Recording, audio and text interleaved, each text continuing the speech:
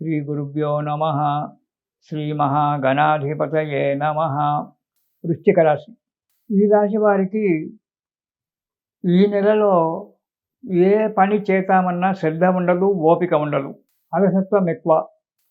చేతానులే, తొందర ఏమొచ్చింది, ఇంకో నెల రోజులకు గల పనికి జరిగేటువంటిది అని చెప్పి ప్రతి పనిని పెండింగ్లో పెడుతుంటారు. దానివల్ల చాలా ఇబ్బందులు రావడానికి ఆస్కారం ఉంది. ఆ లేజీతనాన్ని తీసేసుకోవాలి. ఇష్టమైన వస్తువు కూడా ఒక్కొక్కసారి మీ పరిస్థితి బాగలేక రుణ బాధలు తీరడానికి మీకు అతి ఇష్టమైనటువంటి వస్తువులు ఇంట్లో ఏవైతే ఉన్నాయో అవి కూడా అమ్ముకోవాల్సి రావడం జరుగుతూ ఉంటుంది. జాగ్రత్త. అన్న తమ్ములతో కానీ, అక్క చెల్లెళ్ళతో కానీ పోట్లాటలు, సహోదరులతో అంటారు, ఈ సహోదరులతో పోట్లాటలు రావడం అనేటువంటి జరగడానికి ఆస్కారం ఉంది. తగు జాగ్రత్త. ఎవరితో మాట్లాడినా ఆ మాట వారికి నచ్చకపోవడము, పోట్లాటకు దిగడము అనేటువంటి జరుగుతుంది. కాబట్టి చాలా మటుకు మౌనంగా ఉండడం చాలా మంచిది. అసందర్భ ప్రేలాపనలు చేయకపోవడము అన్నిటికంటే ముఖ్యమైన ఒక విషయం. ఏదో మాట్లాడాలని, ఏదో అంటే ఇది మీ తప్పు అని అనడం లేదు. ఈ నెలలో గ్రహాల యొక్క అనుకూలత సరిగా లేకపోవడం వల్ల మీకు అనుకోకుండా ఆ వాగ్దేవి ఏదో పలికిస్తుంది. దానివల్ల ఎదుటి వ్యక్తులతో మనము ఇబ్బందులు పడవలసి వస్తుంది. కాబట్టి మౌనంగా ఉండడం చాలా మంచిది. ప్రయాణాలలో కూడా చాలా అప్రమత్తులుగా ఉండాలి. జాగ్రత్తగా ప్రయాణాలు చేయాలి.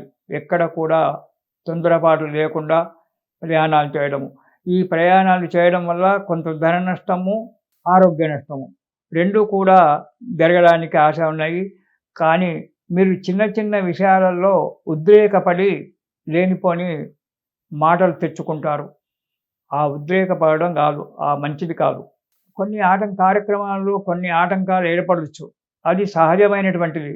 ఎంత అదృష్టం బాగున్నా, ఎంత ఇది ఉన్నా కార్యక్రమాలు చేసేటప్పుడు ఏవో కొన్ని ఇబ్బందులు వస్తుంటాయి. ఆ ఇబ్బందులను తట్టుకొని ఓపికతో, శ్రద్ధతో అడుగు ముందుకెయ్యాలి. అప్పుడు అన్ని విధాలుగా ఉంటుంది. ముఖ్యంగా లావాదేవీల విషయంలో గొడవలు జరగడానికి ఆస్కారం ఉంది. కాబట్టి ఈ లావాదేవీల విషయంలో చాలా జాగ్రత్తగా ఉండండి. ఒకవేళ మీరు ఇంతకు ముందు ఏదైనా వ్యాపారాలు 10 మంది మిత్రులతో కలుసుకొని పెట్టుకున్నట్టయితే అక్కడ ఆ లెక్కలు చూసుకునేటప్పుడు ఉద్రేకానికి రాకుండా చాలా జాగ్రత్తగా ఆలోచించి మాట్లాడుతూ ఉండండి. లేదా మిత్రులతో కూడా కొంతవరకు విరోధం ఏర్పడేటువంటి ఒక ఆస్కారం కనబడుతుంది. కాబట్టి శ్రద్ధ, ఓపిక, సహనము ఇవన్నీ కూడా అవసరం మనిషికి. తొందరపాటుతనం పనికిరాదు. ఇక మొదటి వారం కనుక చూసుకున్నట్టయితే చేసే వృత్తిలో, వ్యాపారంలో ఆదాయం బాగానే ఉంటుంది. కుల వృత్తులందు, కులాచారాలలో మనకున్నటువంటి సాంప్రదాయాలలో భక్తి శ్రద్ధలు పెరుగుతాయి. గృహయోగం కూడా కనబడుతూ ఉంది. కానీ జాగ్రత్త. స్థలం కొనేటప్పుడు కానీ, ఇల్లు కట్టేటప్పుడు కానీ వాళ్ళతో మాట్లాడేటప్పుడు జాగ్రత్త అవసరం. కొన్ని మంచి పనులు చేస్తారు. సంఘంలో గౌరవాన్ని పొందడానికి కూడా మంచి అవకాశం ఉంది. ఇక రెండవ వారం కుటుంబంలో చిన్న చిన్న కలహాలు రావడము, మనశ్శాంతి కోల్పోవడం అనేటువంటి జరుగుతుంది. మీ బంధువులలో కొందరితో విరోధం ఏర్పరచుకునేటువంటి కనబడుతుంది. కాబట్టి బంధువులతో మాట్లాడేటప్పుడు, వారితో చేసేటప్పుడు తగు జాగ్రత్తగా ఉండండి. కొందరు దుర్మార్గుల వల్ల మీకు ఇబ్బందులు ఏర్పడుతుంది. కొందరు దుర్మార్గులతో మీరు స్నేహితం చేయడం కూడా జరగవచ్చు. దుష్ట సహవాసం అంటారు. దుష్ట సహవాసం చేయడానికి సమయం ఉన్నది. కాబట్టి దుష్ట సహవాసం చేసి దుర్బుద్ధులు నేర్చుకొని, దురాచారం నేర్చుకొని సంఘంలో చెడ్డ పేరు తెచ్చుకోకండి. సామాన్యంగా దుష్ట సహవాసానికి వెళ్ళకుండా కొత్త వారితో స్నేహితం చేసేటప్పుడు జాగ్రత్తగా ఉండండి. మనసులో మీకు ఏదైనటువంటి వాళ్ళు చేసేటువంటి ప్రలోభాల వల్ల మనస్సు చెడివేసుకొని దురలవాట్లకు లోను కాకండి. కీర్తి ప్రతిష్టలు దెబ్బతింటాయి. రెండవ వారం. ఇక మూడవ వారం కొన్ని అనుకోని కష్టాలు రావడము, అనారోగ్యం ఏర్పడము జరుగుతుంది. స్థానచలనం ఏర్పడుతుంది. మీరు ఒక చోటికి బదిలీ కావాలంటే ఇంకొక చోటికి బదిలీ కావడము, దానివల్ల ఇబ్బందుల పాల్గొవడం అనేటువంటి జరగడానికి ఆస్కారం ఉంది. అధికారులచే, ఉద్యోగస్తులకైతే అధికారులచే, రాజకీయ నాయకులచే ఒత్తిడి పెరుగుతూ ఉంది. కాబట్టి ఆ ఒత్తిడిని సహనం చేత అణుచుకొని కార్యక్రమాలు చెయ్యండి. ఇక 4వ వారం యత్నకార్య భంగము. ఏదైతే కార్యక్రమాలు చేయాలని చెప్పి మీరు ఆలోచించుకుంటున్నారో ఆదిలోనే హంసపాదు అన్నట్టుగా మొదట్లోనే వాటికి ఆటంకాలు ఏర్పడేట్టుగా ఆస్కారం ఉంది. దానివల్ల మనస్తాపం పొందడము, కొంత డబ్బు నష్టపోవడం అనేటువంటి ఏర్పడుతుంది.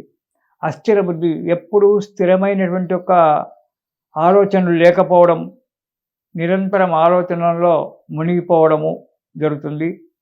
ఒక స్త్రీ వల్ల కొన్ని కష్టాలు రావచ్చు. ఆ స్త్రీ ఎవరన్నది అనేటువంటిది చెప్పలేము. మీ తల్లి కావచ్చు, నీ భార్య కావచ్చు, మీ మరదలు కావచ్చు, మీ కోడలు కావచ్చు, పక్కకు ఇరుగు పొరుగు వారు స్త్రీలే కావచ్చు, లేదా మీ ఆఫీసులో పనిచేసేటువంటి ఒక కోవర్కర్లే కావచ్చు.